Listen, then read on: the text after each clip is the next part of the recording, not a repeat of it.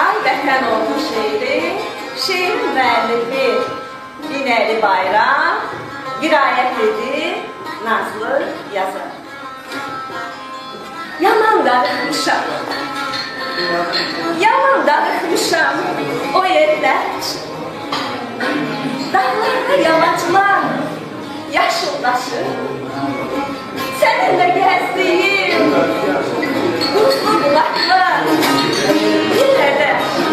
yenə də hər yana aşır, daşır. Unuda bilmirəm ötən günləri, unuda bilmirəm ötən çağları. Həsrət qaldı gül çiçəkli bağına. Duman gəlib bürüyəkdir hər yanı.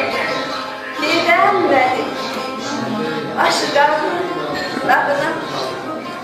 Bağlıdır yollarım, görürəm səni